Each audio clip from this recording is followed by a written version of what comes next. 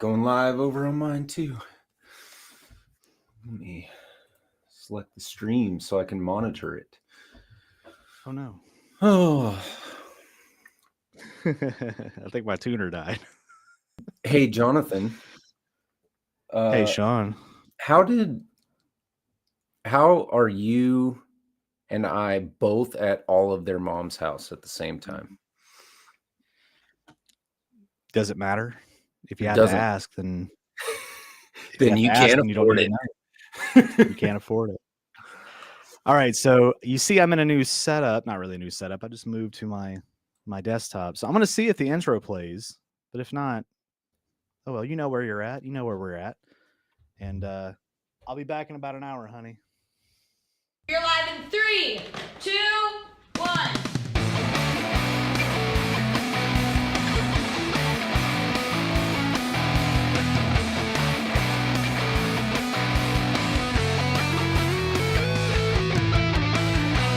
But I'm maybe awkwardly back. So I was going to tune my guitar, but my tuner is dead. I have a rechargeable the Dario one. Oh no. I think I might have left it on and it just didn't turn off. But it's okay. It's just a little out. Got a Les Paul here that's in tune.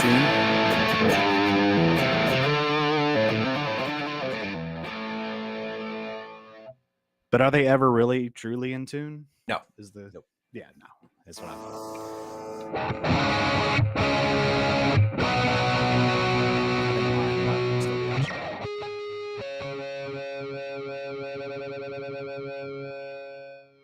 We're doing this live.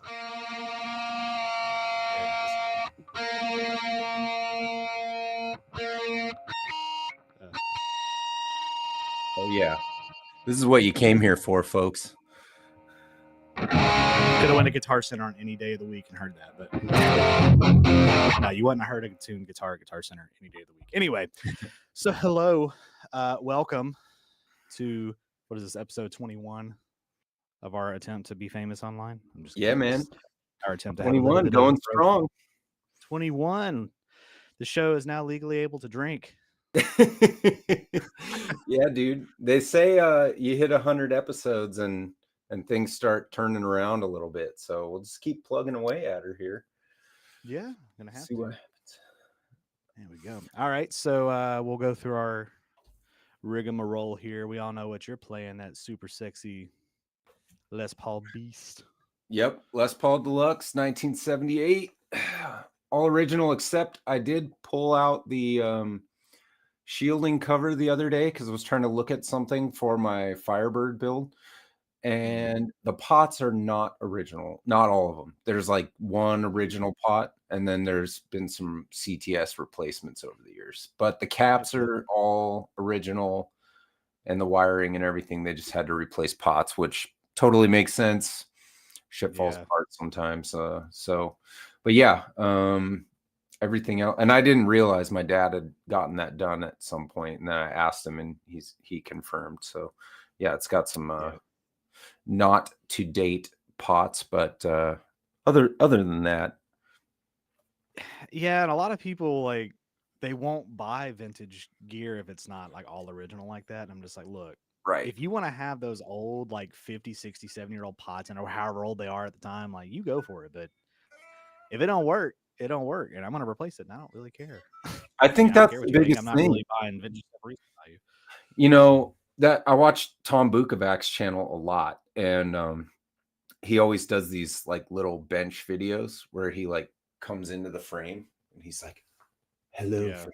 And like he's working on a guitar on the bench, and he's like, he calls them choppers, like if they've been, you know, refretted or, you know, have a new bridge on them, or like, you know, broken parts are replaced and stuff. But his biggest thing is like, does it play well and sound good?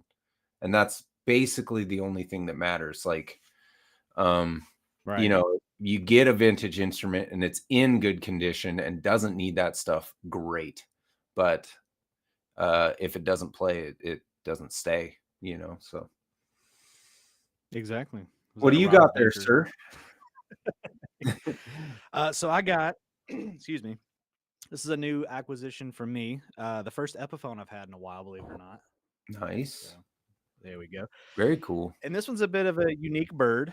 So do you know about the new Jeff Beck Epiphones, those 1954 Epiphone Les Pauls they did, the Oxbloods? So I saw heard of the those? I saw the like German chocolate Joe Bonamassa one with the P90s, but I don't think I've seen the Jeff Beck one yet. So they did a Jeff Beck one. It's the Oxblood. It's like I think it's a 1954. Either way, this is essentially the older version of that before it was attached to Jeff Beck. So it's the exact same kind of thing. It's just a Les Paul standard 1954. Almost kind of like a classic, but it's got a wraparound bridge. It doesn't have the Tune-o-matic bridge and tailpiece. It just has the wraparound bridge. Okay. Which I thought was really cool. And then it's that Oxblood color. This one needs a little bit of work. It's missing the pick guard. It needs a little bit of work, but it's like, I think there's a high fret right there. The bridge is coming up just a little bit, but I can fix that. And other than that, yeah,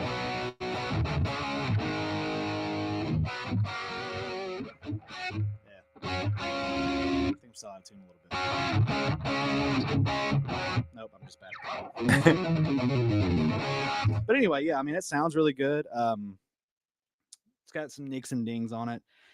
It's got like these weird non-branded tuners on it, which is, I've never seen that on an Epiphone, but this is from like 2009. Nice. So I'm like religiously on the Epiphone wiki, which I've talked about before. It's just like an old archive of like old Epiphone models up to a certain point before the website went down.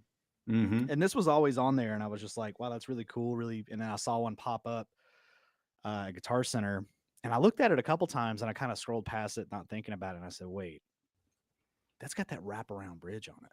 Yeah. And I was like, wait, I've seen that before. And I went back and looked. I said, that's the freaking Oxblood. And it was like $200. I'm like, get. Because you don't find these from what I can. So it's kind of a little bit of a rare bird. And it kind of looks like a classic, like with the uncovered pickups, which I'm a really big fan of, like Les Paul classics. So, there's that. Quick question in the chat over here. Yussi asks, isn't the Tune-o-matic a wraparound?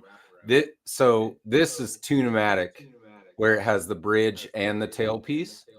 And Johnathan's wraparound has no, it's no literally bridge. just the bridge. It is the bridge and the tailpiece. It's like a SG Junior or a Les Paul Junior. It's got that kind of thing to it, which I really like. I'm a fan of it. And I think this one's this is the lightning bolt one where it's kind of like sort of intonated. Yeah. And I think that's an Epiphone thing. I don't even think Gibson do lightning bar tailpieces like that. Correct me if I'm wrong on that, but it's like my SG Junior over there I believe it has just a straightforward like tailpiece with no they angle it slotting on it. So they like actually angle the tailpiece at a sharp like 30-degree angle or something like that. And then sometimes you can get them with the lightning pattern, but it's milled into the steel rather than like sort of chiseled. Like, so it's not like a rigid piece like on those. And actually Music City Bridge sells wraparound tailpieces that are compensated in the milling, and then they're built with like an angle on them or something. They're pretty cool. Right. Yeah, and like, but you're right. You got brands like Guyker make the intonatable ones where it's like it's a wraparound, but you can intonate each string, which I've said it before, I'll say it again. I've never had issues with wraparound bridges. I don't know if it's just other people are just like super anal about it. I don't know, but I've never really had any significant issues with intonation or tuning stability or anything, any issue you can think of. But speaking of like things that people moan and complain about, let's talk about and I'm hoping I'm not like doubling up here. I just realized that I had 2 volumes going. So for the first like whatever the stream. Yussi said my voice was echoing somewhere. Yeah. So there you go. I turned that down. So I think that's perfect. Yeah, there we go. I had double volume going. Nice. See, a switch setup, so I'm having to make sure. Anyway. Speaking of things that people shouldn't really worry about, you wanted to talk about the video that came out an hour ago on my channel. I Was it do, reveal yeah. video? I thought first of all the 2-part video was fantastic because you know, pickups are always a totally hot topic Yeah. online, and you know, you had a wide. What I loved about the second video was you had this really nice array of responses that you responded to and all that stuff, and um, I thought it was really well done. Um, my comment that you read on the video, which I appreciate, and throwing my name out there, but was basically like you can't really tell operational pickups from each other too much, especially in a gain scenario. But you can tell Yeah. if you have a bad one. So Yes. like these were the Firebird pickups that came with my kit, and they're Mhm. microphonic. They're unpotted. They're just, I mean, if you look at it, like it just, they're haphazardly thrown together, which is fine. Not a drop of wax on there. Not a drop. And, you know, it is what it is. But when I put the Lawlers in that Firebird, and I'll have a video coming out of that's a comparison video. Like it's night and day. Like Right. so I think you can tell bad from good or operational, but you can't really in a blind sound test over the internet, you will not be able to tell shit. Like won't make a Well, difference. and again, I go into that kind of test fully aware too, which I should have. I don't know if I said this. I made that first part of that video a while ago. You can tell from my setup. It's like my old desk and all this other kind of crap. But Yeah. anyway, kept the original files and like made sure everything was good for the reveal. So if you haven't seen either one of those, you can go check that out and give your own conclusion on that. But now I forget what I was going to say. Shoot. Anyway, so there's that. But yeah, bad pickups, they do exist. Yeah. Oh yeah, I was gonna say I'm fully aware that with a test like that, most people are gonna be listening on their phones. So even if there was somewhat of a major difference, you're probably not gonna be able to pick it out because you're probably listening on either cheap earbuds or your crappy phone speaker. Right. So you know, you really have to, if you want to try to pick them out, you know, studio monitors, good headphones, you can hear it a little bit more, a good speaker, just regardless. But that's the thing, is not a lot of people are watching videos like that and getting the true nuance of it. But yeah, bad pickups do exist, and it all comes down to the construction of it. Like you said, microphonic, low output, you know, and again, you may want that. There are some people that want Yeah. microphonic pickups or low output. It just depends on what you're looking for. But generally speaking, if you want, you know, high gain rock metal stuff like that or whatever, even with blues, you know, anything with any kind of significant amount of gain to it, you want higher output pickups. You don't want them to be microphonic. I mean, it's the same reason they make noiseless single coils and stacked P90s and all that other kind of stuff, trying to eliminate all the noise. Yeah. So Yeah, I agree. I mean, I just think it was a good video, and you covered it in the right way, despite some douchebags getting on there and being like, "Me, swap the pickups out of the guitar." It's like, dude, I'm not trying to do like tech work here. We're comparing Right. there's Strats. That's close enough, in my opinion. Like, yeah, like I said, I'm not trying to say this brand's better than this brand, or right. watch, if you spend more money magically, you know, you got to get that validation in there. And yeah, these pickups sound way better. Like, yeah, I'm not trying to do that. I'm trying to do what I had with what I had, Yep. which is, it makes you more creative to some degree. Mhm. And I mean, I just thought it would be an interesting kind of thing. And you can do it with humbuckers too. I thought about doing it with humbuckers. Oh yeah. Maybe not so much with P90s. Humbuckers, but you would even be able to tell less of a difference. In my Exactly, yeah. opinion, the differences between Strat pickups and how they're made is way bigger than the differences in humbuckers and how they're made. Oh yeah. You know, in the Flying V back here, I have those, not Tesla, but Roswell Roswell. humbuckers. And then in my SG over here, I have the Planet Tone. And the difference, I like the way that the Planet Tone pickup sounded. And, you know, I think it was an upgrade, but the difference is, I mean, I still love playing the Flying V, even with the cheap pickups in it. Like, it sounds good. It sounds a little different, but it's not like changing out Strat pickups can do, depending on your jump, right? Like, Right. Yeah. you go from Squire made in China or wherever, Indonesian pickups, to custom shops, which you also addressed in your video. You're gonna hear a difference for sure. But again, through compression on the internet with gain, you're not gonna be able to tell. I think Glenn Fricker proved that a bunch, you know. Right. Yeah. No way, dude. Check this out. So Zim's Guitars, if you've never checked him out before, he's in my chat. What's up, man? Big fan of your channel. Yeah, Thanks man, for checking out the same. stream. I appreciate it. That's awesome. He's Super over there sick. kind of in your time zone, so it's not even lunchtime over there, is it? Okay. Okay. Yeah, cool. What's up, man? That's cool. That made my day. Good. So now I'm under pressure. No, but yeah, so something like with this guitar, that was one thing that I kind of noticed too with the pickups, is that first off, there's a little bit of a grounding issue. As I turn it up, you may be able to hear a little bit of a buzz. Sure. And then as I go there, it goes away. But there is something about the pickups here that are a little, maybe they're underwound. And then I got to thinking about it. I'm like, well, this is an 09. So this is around that period where Epiphone was kind of going through their, I think that was around the time they were kind of still moving away from Korea, getting into the Chinese made stuff.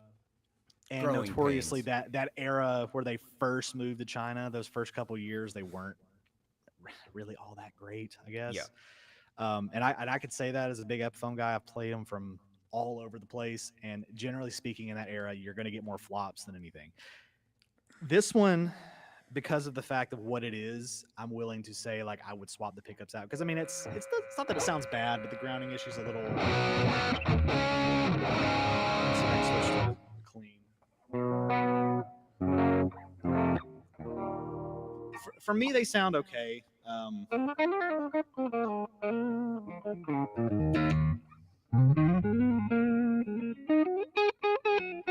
Like the neck sounds okay.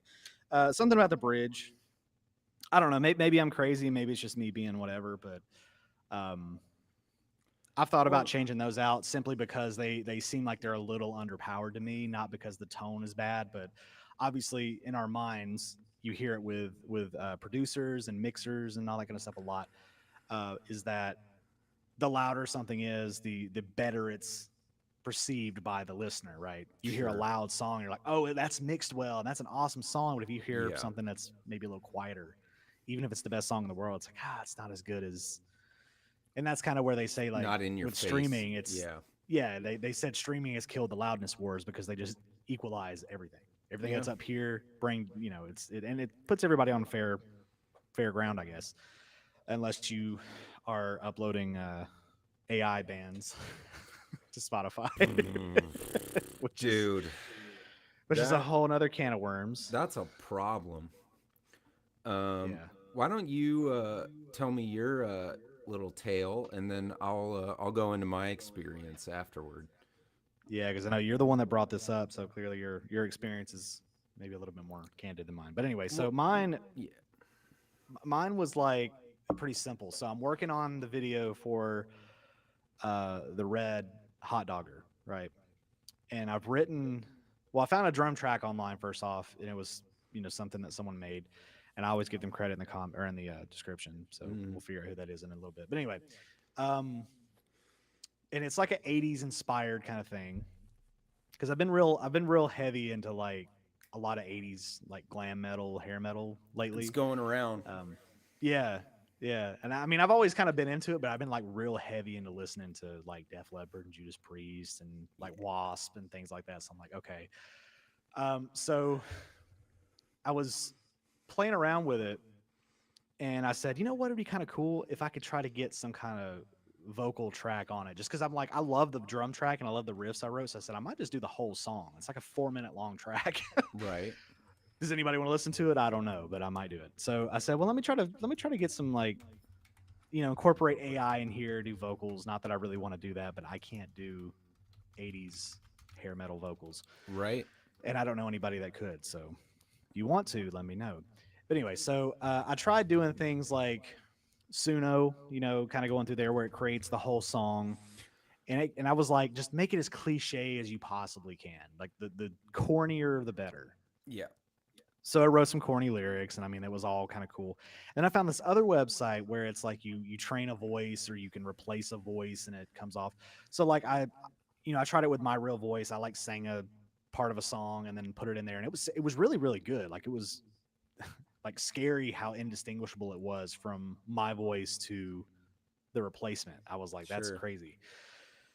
But what I tried to do was I was trying to use Moises, which is another AI thing. If you don't know what that is, you can separate the tracks and all that kind of stuff. So I said, well, I'll make a song in Suno, and then I'll try to separate the tracks to get the vocals out of that. And then I'll run, if I don't like the voice from the Suno song, I'll run it through that other website. So I'm like AI on AI on AI. I'm like, I'm pulling it all in there. And I don't think that works. And it was really frustrating because obviously all these websites are like, they want logins. They want you to sign up with your Facebook. So I'm like having to create all these different accounts. I'm like, why can't you just get on a website and just use something and then be done with it? Yeah. It's like if you got to convert an MP3 to something, like to a WAV file, like you got to create an account and you get one time to do it before, oh, here's the pro. It's like, we don't need all that. Anyway, that's my frustration with it, is it was like, you can't, if you're thinking about doing that, you can't use Moises to separate stuff out from Suno because it's going to sound all garbled and like crap, and you can't change stuff around. So just don't even. I wasted a good like 2 hours. Oh yeah. It's a rabbit hole for sure. It really, it was cool. The tools are really nice for songwriting, but man. Anyway. So my experience is with like all the same websites that you're just talking about, but basically I caught a YouTube video of a guy. He wrote a song called like Under the California Moon, and he just acoustic into his phone, sang it, dropped the lyrics into Suno, and Suno made 2 fully produced tracks with vocals and everything in like 10 seconds. And I was like, no fucking way, dude. So I have a bunch of back catalog of music that I've recorded over the years. I have this song called Burning the Candle, and it's like hold on.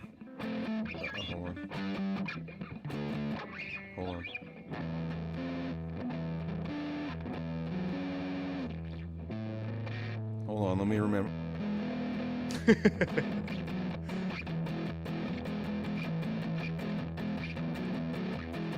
Burn the candle on both sides, watches the flame slowly flickering down.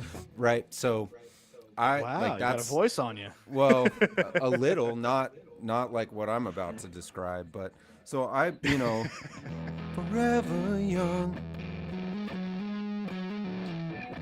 forever young in my mind, forever young. So I put in the first minute of that song into Suno, and then I wrote out all the lyrics, and I clicked extend, and I used 10 of my credits. They give you 50 credits, and I am not kidding. By the time I had that thing nailed down, it sounded like Sammy Hagar was singing it, and it was like the octave up from what I was just singing, had all this gravel. The composition was so much better. I was so pissed, dude. I was like, it was like instead of like, burning the candle on both sides. It was like, we're burning the candle on both sides with backup vocals, freaking guitar Right. solos, which frankly I could probably do better. But they were Yeah. good. They were usable. It was like a 5.5 minute track. I was so fucking mad. And I was just like, I could never sing this. I could never do this. Right.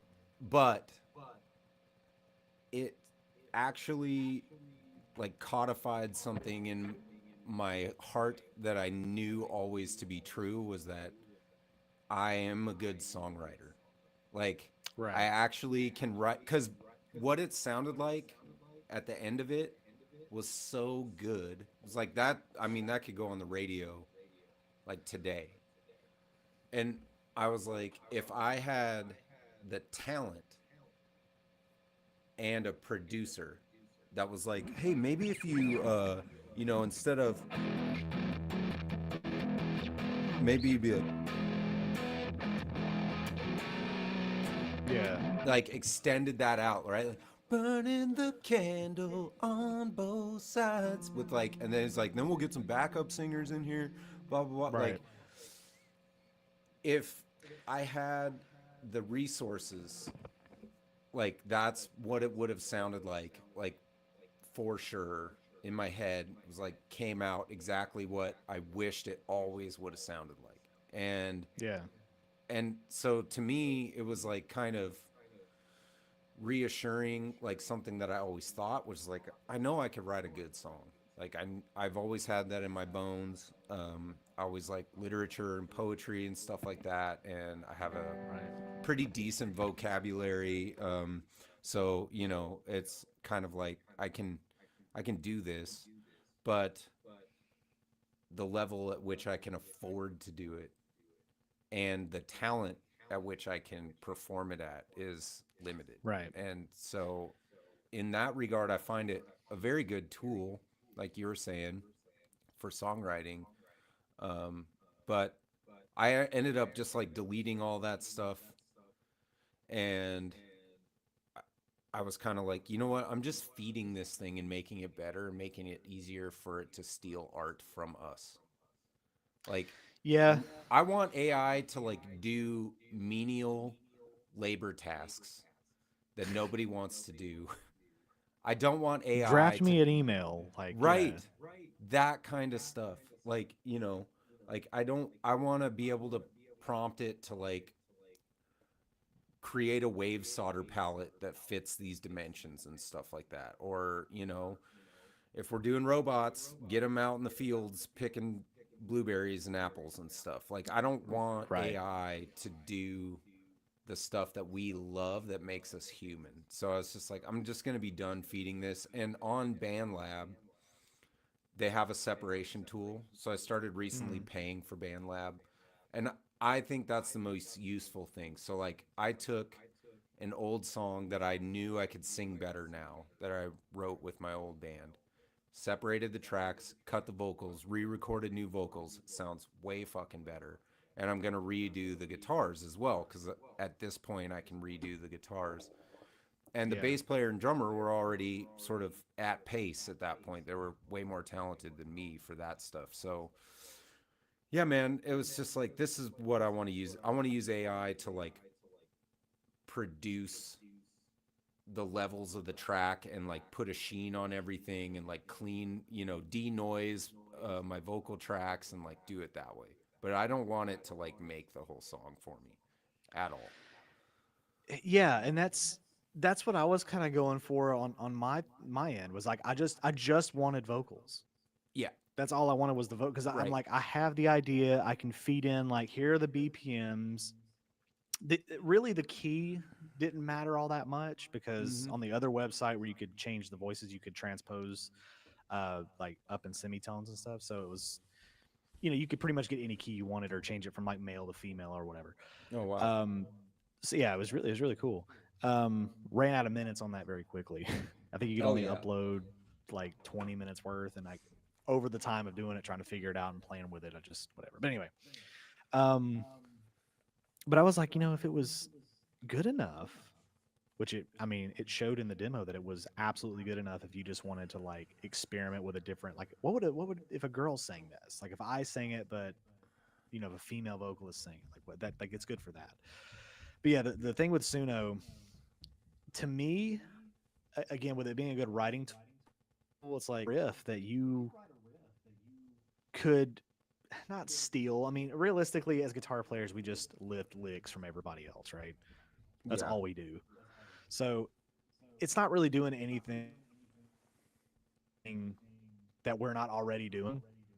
It's just giving its own spin on it, and you can kind of maybe take inspiration from it. To me, if you take inspiration from an AI written song and just say, oh, that lick was cool, and then you incorporate that and then make a song based off of that one AI lick, like I'm not going to sit and say you're, causing the downfall of music. To me, when I said earlier, when I joked about like people creating the full bands on Yeah. Spotify and then profiting revenue from that, it's like Mm.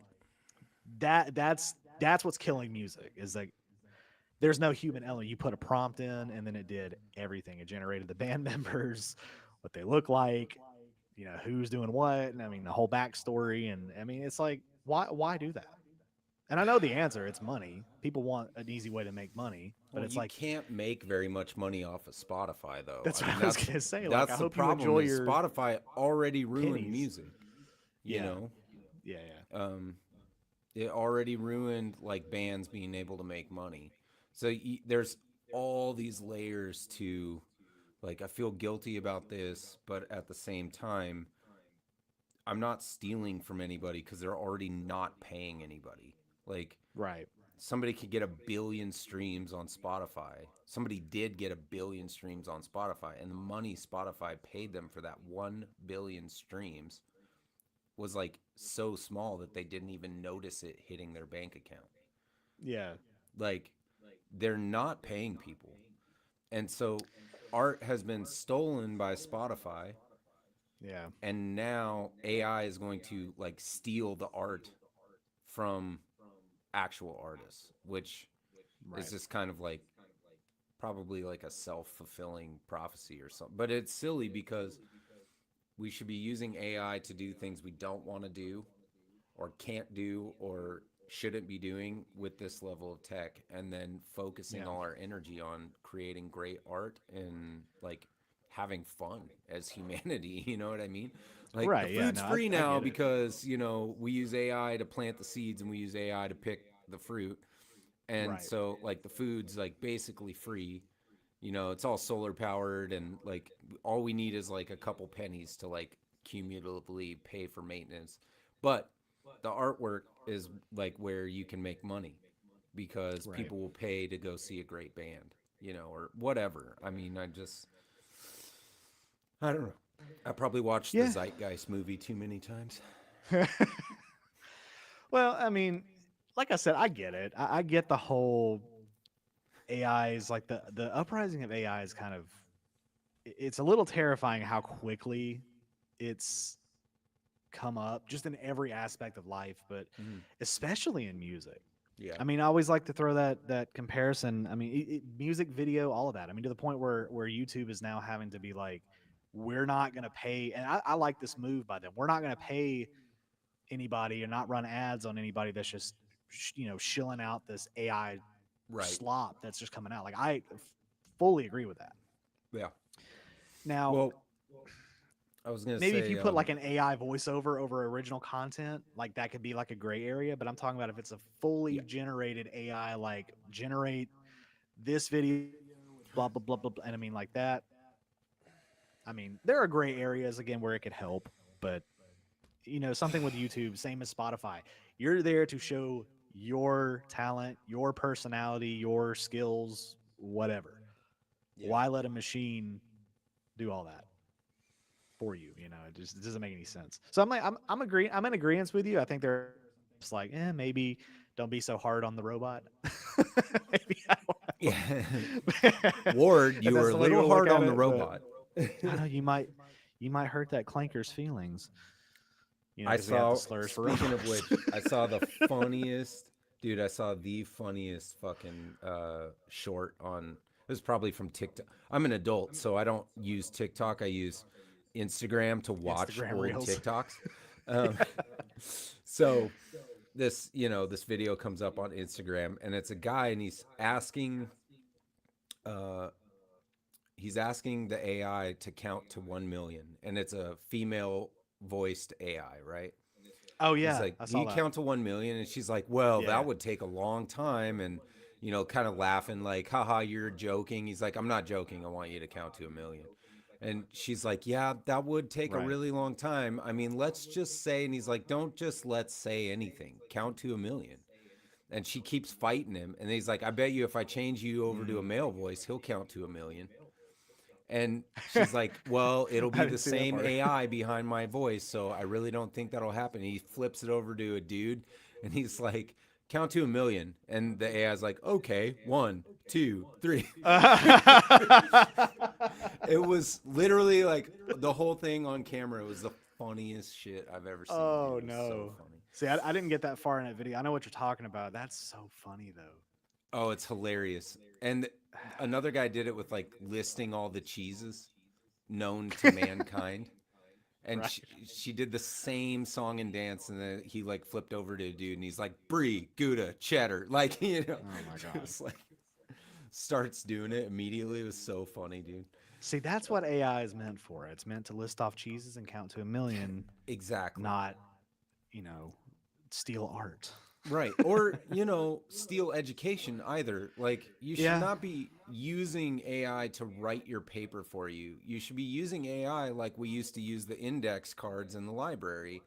Yeah. Like, tell me the information on this, read it, digest the information, and then write the words yourself. Like, it's still taking less time than going through the Encyclopedia Britannica and trying to formulate an opinion based on the facts given in that. Like, you Right. know. Well, So, and I've said this since AI kind of, well, I've said this for a while too, before AI. You look at people that are in like med school, engineers, things like that are essentially cheating their way through the whole thing, getting their diplomas. Like, do you really want to go have a life-saving surgery, God forbid if something happened like that, and your surgeon is someone that used AI to write all their papers and they yeah, like are just in it for the paycheck? Like, that's not a job that you go and get for the paycheck. Like, that's something you got to it know how shouldn't to be. do, because you're going to end up being somebody else's paycheck when your ass gets sued for killing somebody because you don't know how to perform brain surgery. Yep. You just Yeah, wanted I that mean, half a yeah, mil a year or whatever you get paid. I And think it's like, that's the scary. post That's a was like reality, dude. the post was like, get yourself healthy now because the next generation of doctors are using AI to get through med school. Yeah, or like I said, even with engineers, like all this stuff that's Yeah. going to end up being built, you can get like, uh, I guess the people that build buildings, what are they, structural engineers? I don't know. Mm-hmm. People like Yep. that, like you can walk into a building and fall through the floor because they don't know how to put together put a floor in a building, Yeah, that's or so that's actually what I it'll do just for work. collapse. I'm not technically an engineer, but I do engineered floor and roof designs using a So there you specific go. product line. Right. And I was kind of worried AI would take my job, but I actually fit in a really interesting niche where I don't think it will, at least not right away. But yeah, Right. maybe someday it might. I want to get to a few comments. 2 yards says to put it in the words of Plato, AI sucks. And, and then And then Yussi says, "Why is it even called AI? Is it intelligence or a highly developed computer program? Art, it is not." Yeah, that's true. Um, Mark Spurgeon says he's part robot, which is true. He's got a lot of metal in his bones now, so he's gonna help rule the world. And Jimmy Biter joined the chat, and 2 yards said, on the other hand, some surgeons use old school cutting and refuse to learn new and more efficient ways to operate, which is also, you don't want that. Yeah, being ignorant to new skills, That's that's not not the what way we to go want. either, Ben. If you Right. find a better way to do it, like, Yeah. Now that sounds contradictory to what I just said, because I mean, some people say, well, AI is the better way to do it. Not necessarily. Well, I'm saying just if you find a better physical way that's not really a shortcut per se, yeah. you're not cutting corners, like do it. Just do it. Yeah. It's Yeah. innovative. If That's it's how a things laser improve. scalpel Right. that doesn't let blood let out or whatever, right? And allows you Right. to like be more precise and more accurate because blood isn't spilling all over in the place where you need to operate, then like yeah, like use the new tools Yeah. and That's your steady human hand and your wealth of knowledge of the human body. But like I think, to your point, like you're contradicting what you said. No, I wouldn't say that. I would say you're looking at things with an objective, realistic view where yeah.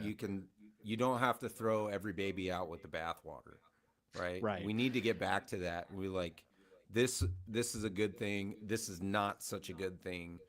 Like let's either rework the not good thing to be a good thing, or let's get rid of that part and keep the only good thing there was, and that's Right. we'll call it a win. So I mean we could use a little more objectivity in this world right now for sure.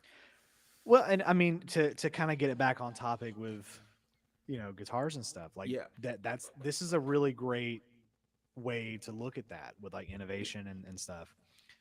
Um, Look at Gibson, for example, or even Fender, the two arguably the biggest legacy brands out there.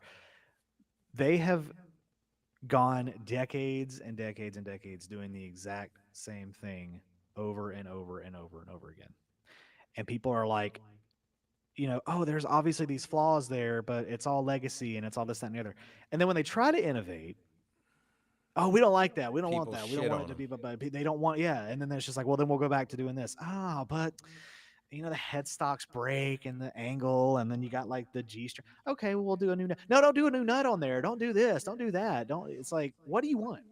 you know, Right. and it's like those are the people that refuse. Because like me, I'm maybe considered it a traditionalist when it comes to it because like I've never really experienced the issues that people talk about. Like the G and the Yeah. B strings maybe occasionally give me issues with tuning, Right. but other than that, like I don't have any. I'm like, if they made it and it kind of works, it works. I've never broken a headstock on an Epiphone or a Gibson.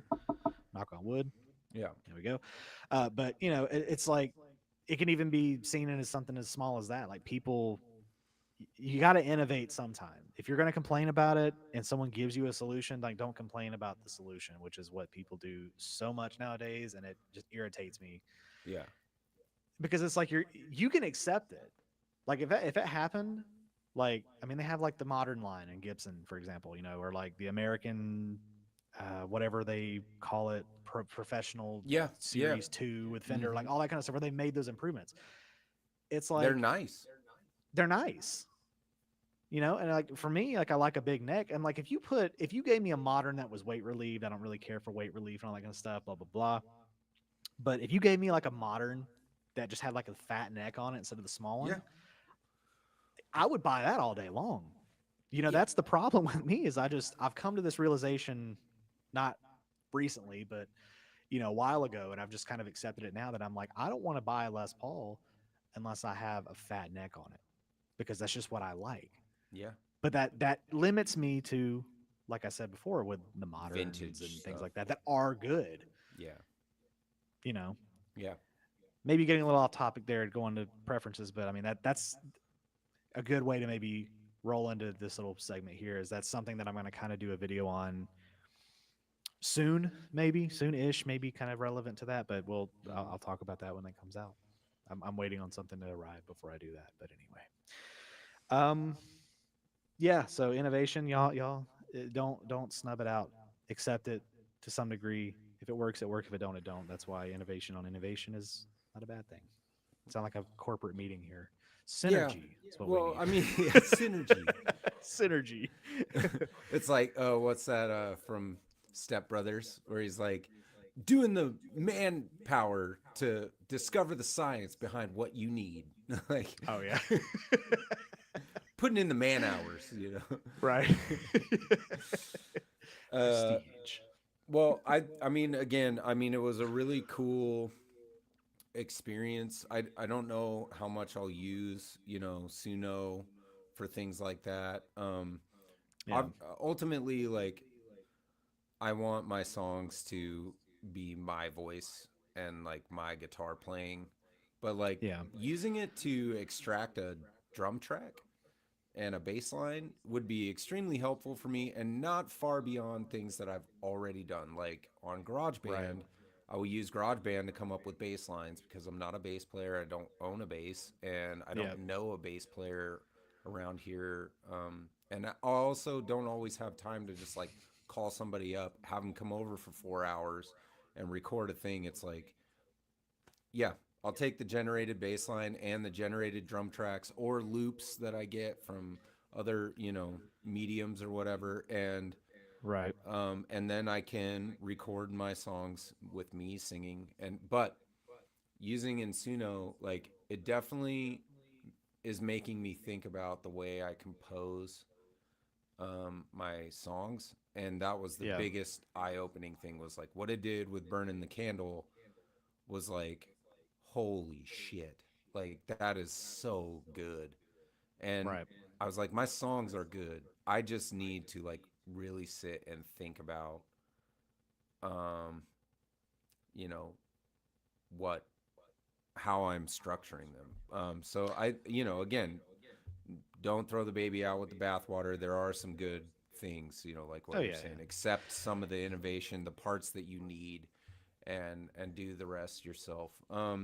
Jimmy Biter has a question for you. What would be considered innovative with guitars in this age? Which is a fair question. No, and that's something that I've actually thought on myself because I feel like having reviewed a lot of different brands and a lot of different innovations, right? I think honestly we've kind of gotten into a brick wall. I don't know if we've come as far as we can with the guitar and innovating it and making it better. I mean, I think that where we're at right now, we're pretty good. Like if we just made them how we made them now, I mean, I don't really know if there's more we can do.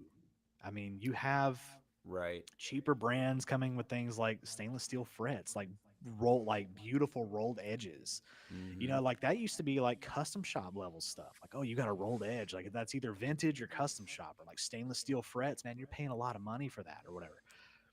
But I mean, now when you're seeing like guitars on Amazon that are like $200 and $300 with those features on it, like people have found a way to make it affordable. And it's like, well, how do you innovate beyond that?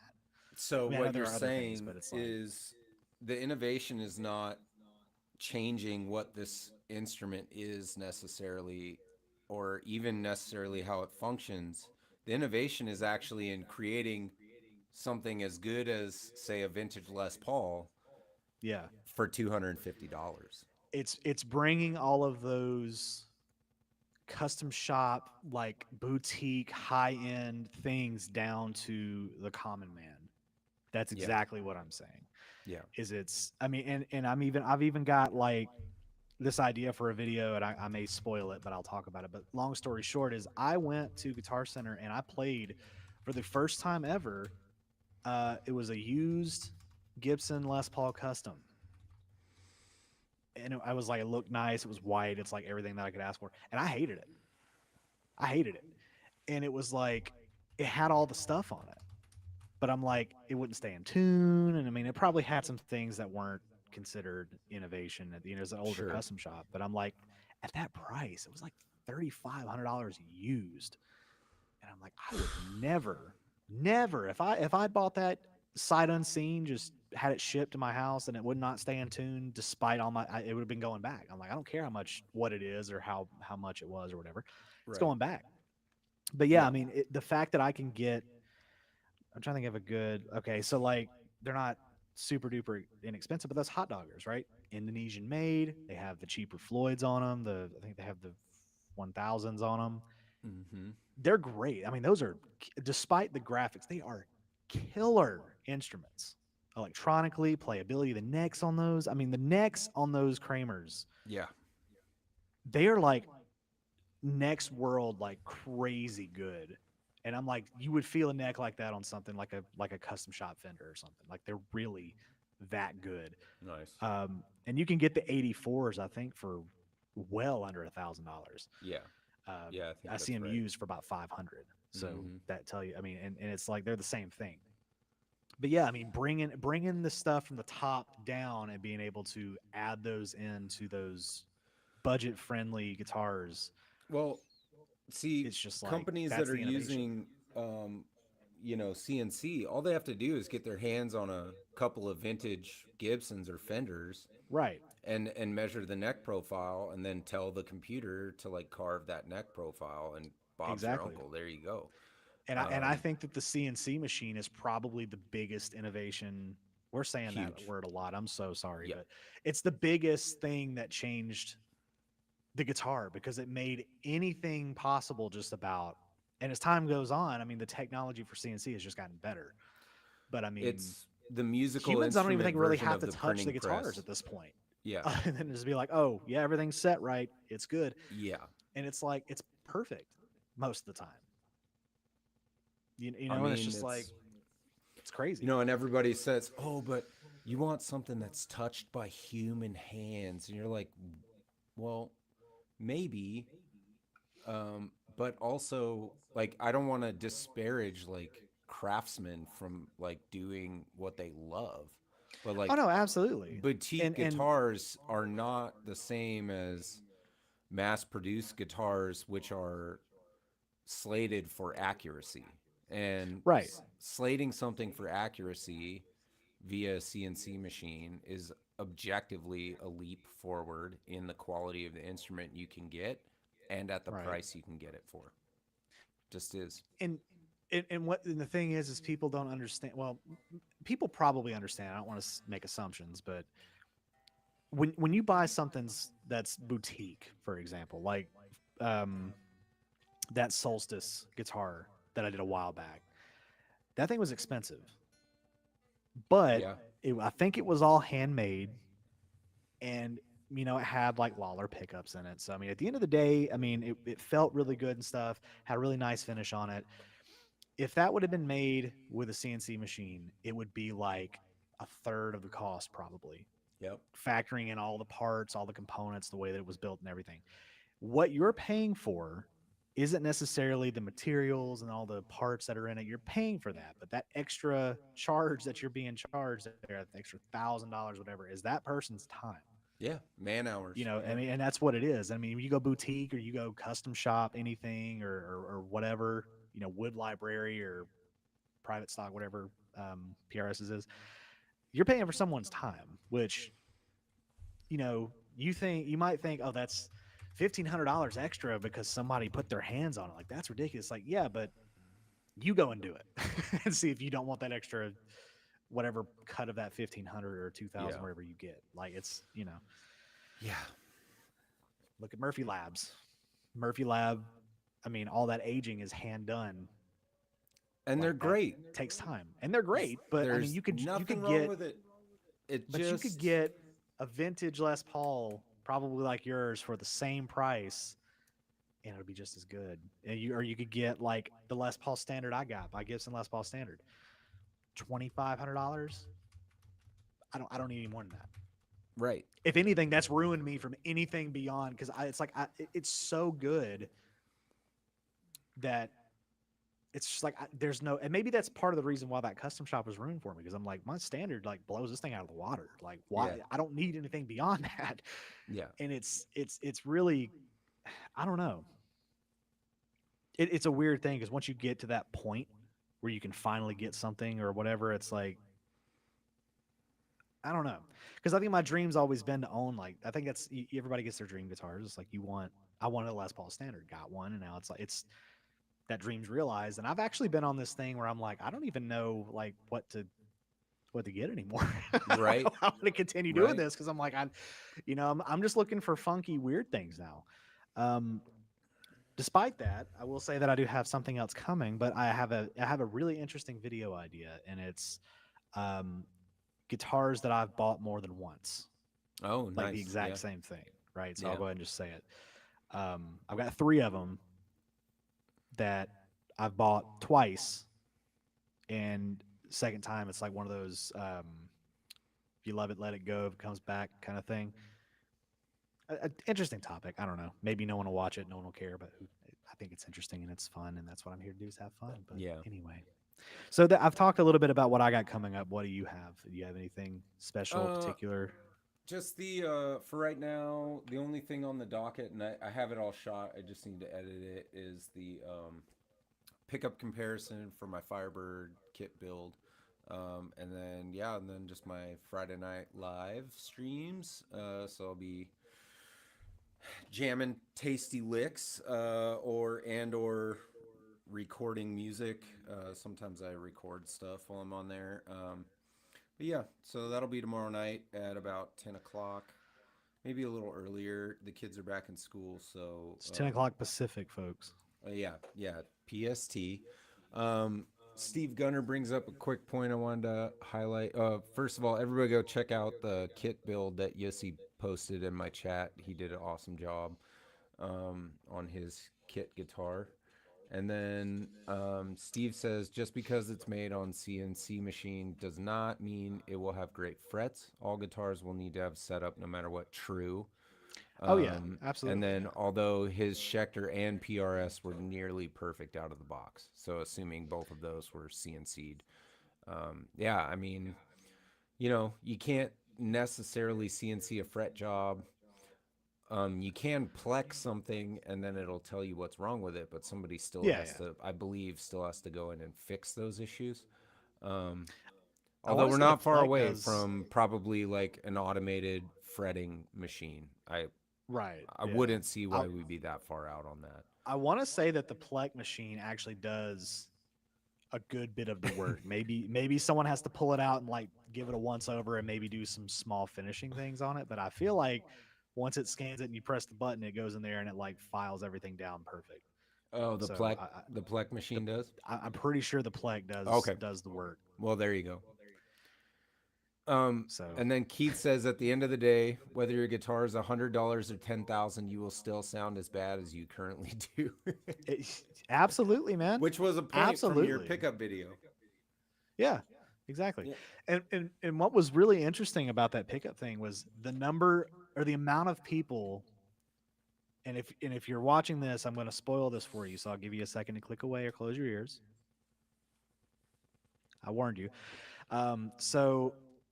The amount of people that were on there saying that number 2 was the Fender was beautiful to me, because I was like you're wrong. You cannot be more wrong, because it was the cheapest one. Right. Which I understand why they say that, and this goes back to my loudness war thing, and I think this applies with single coil specifically. The brighter that a single coil is, up until a certain point, obviously, people are going to assume that it's more expensive. I think that's what I gathered from that. Because that was strange, because in my experience, the nicer pickups have a much warmer tone. Right. See, because that's what I was saying. Because like, if you listen, you can hear, like, there was a pretty distinct difference on the cleans between the three. 1 and 3. 1 was the mid-priced Donner, and then 3 was the Fender. So there's the spoiler for you. But yeah, 1 and 3 were pretty similar with that mid warmth thing, and then 2 was a little, but I don't know. It was strange to me that people said that, because generally people say those bright single coils are like, oh, they sound cheap and they're this and that and the other. But I don't know. Apparently, with compression on, they sound pretty darn good. Apparently, yeah. Well, buddy, should we wrap this thing? We should. Why am I echoing all of a sudden? My computer like went, and then now I can hear myself like it's direct monitor. Let me. Oh, weird. Turn that. No. Okay. Well, it's a good thing we're about to be done. So, anyway, yeah. To fill our strumming quota, maybe. There you go. I don't know, just some notes for you. We do play as well. We do. That's just bullshit. Well, like I said, this has a grounding issue on it, so I'm trying not to play it too much, because I mean, if I turn it up, well, you can hear it buzzing away a little bit. Little buzzy buzz. But anyway, yeah, so that'll do it for episode 21 of Onlyfrets. Thank you guys for sticking around. I think I had Mark Spurgeon was in my chat over here. He just said, "What's up to Zim's Guitars?" And if you don't know Zim's Guitars, awesome dude. Go check out his channel. Yep. Big fan of his channel. I like watching his restrings and setups and where he does his guitar hauls for his stores and stuff. He's an awesome dude. Make sure you go check out his channel. And yeah, it really made my day him popping in here. That was cool. So thank Yeah, you if you're that's still awesome, man. around. And yeah. Yeah. So we got, I guess, stuff on mine. Sean will have his live streams. Didn't mean to cut you off. No, you're good. Yeah, live stream Friday. Shout out Zach, Keith, Steve, who else? Yussi and 2 Yards, and Mark was over here for a little bit too. Jimmy Biter, and I think that was it. So, you know, shout out to the dudes. All these guys have channels saved for Mark, so everybody, you know, if you popped in and didn't say hi, go check out their links in the chat. And yeah, man, thank you everybody for tuning in, and I guess we'll catch you back at your mom's house next week. Yeah, I got to get back to work, so your mom will have to wait. Same. Yeah, next Thursday, every Thursday, 2 p.m. Eastern, 11 a.m. Pacific. Y'all catch us around. We'll try to start on time at some point, maybe by episode 41. Who knows? Yep. We'll catch you guys next time. Thank y'all for stopping in. Have a good Labor Day weekend. Yep. Peace out.